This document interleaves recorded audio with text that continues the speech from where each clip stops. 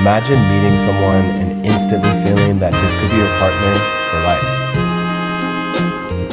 4 years ago, I met my best friend while traveling, and this is our story.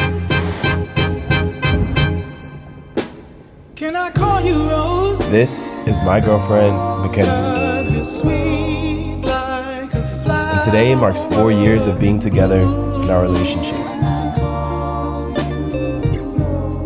And in that span of time, we both graduated from college, traveled around the world, and lived in 2 different countries together.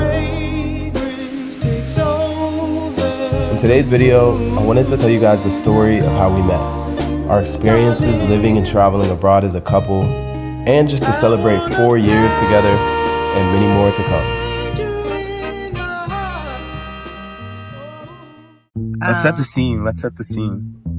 Okay, it was fall of 2019. We were both studying abroad in Sevilla, Spain. Our story starts in a city in the south of Spain called Sevilla.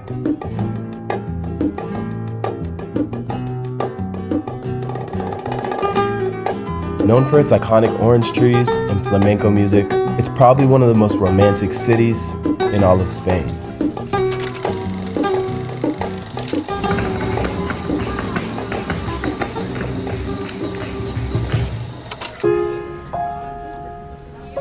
The first time I ever met Mackenzie was at our first day of school at our new university. Honestly, I was pretty nervous. It was only a few days after I arrived in Spain, and this was my first time ever abroad. I was alone with very basic Spanish and living with a host family who spoke zero English. In a few short days, it felt like everything I knew was changing around me. But for some reason, I had a really good feeling about it. So we walk into the orientation classroom, and I remember just seeing out of the corner of my eye this beautiful girl.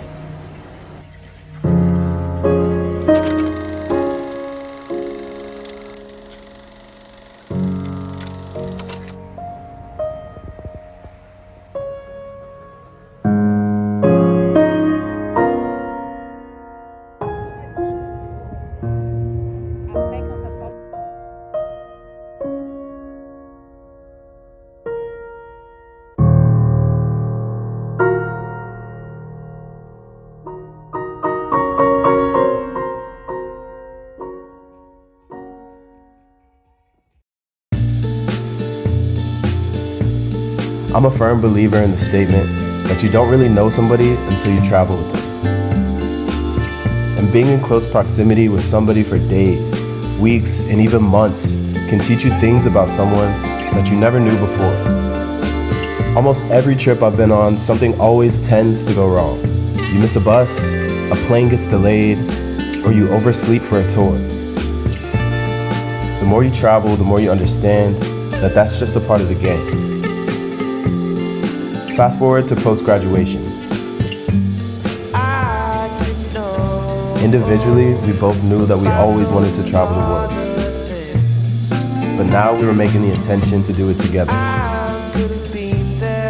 After hours of planning, saving, and researching, we decided on trying out Spain for a year.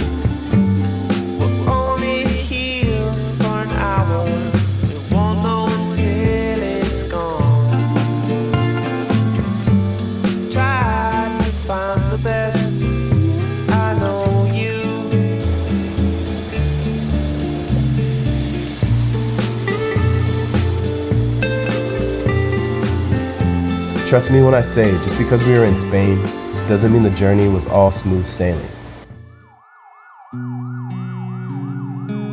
One thing happened while we were living there that really changed how we look at life. It was a day in April and we were driving to school. This drive is a windy road that leads out of Granada and into the rural towns of southern Spain. We came around a sharp curve and I began to feel myself lose control of the car. I'm doing everything I can to regain control, to stop the car, anything. And I realize that there's nothing I can do. And next thing we know, the car begins to roll. It rolled over about 3 times and finally landed upright in a ditch. The reality of almost dying in a foreign country was a wake-up call that we didn't know we needed. God was definitely looking out for us that day. And it was a reminder that as much time as we think we have in this life, it can all be gone in a second. Our first year in Spain was so crazy that we decided that we had to come back for more. This time living in Tenerife on the Canary Islands. We rented a little cozy studio apartment there and began to grow even more as a couple and even more in love. And as the year was coming to a close, we were starting to become a little uncertain about what our next step would be. We originally only planned to stay a year in Spain, and we weren't ready to come home just yet.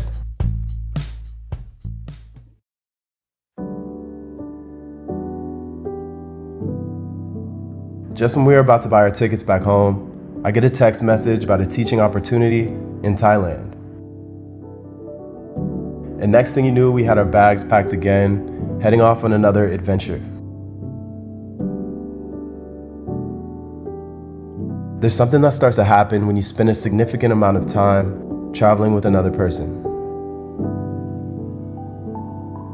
Either they start to really get on your nerves and you begin to resent them, or you begin to work together. Good morning. Good morning. There's Blue.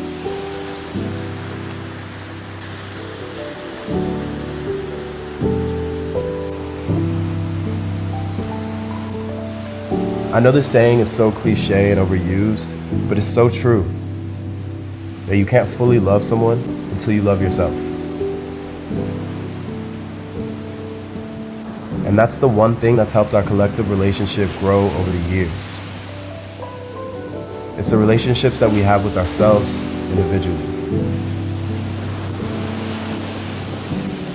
And having someone on that similar path to support you along the way makes it all worth it.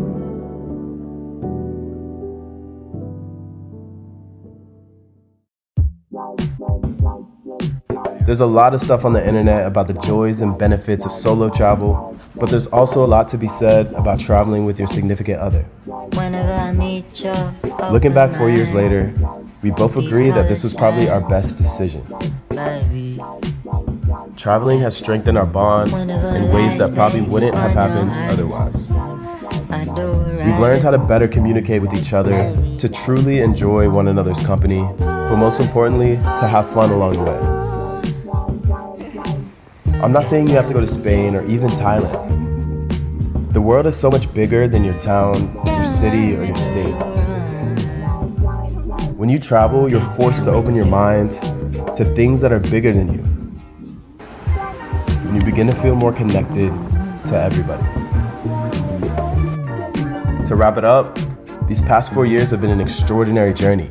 And I hope our story inspires you to embark on your own adventure.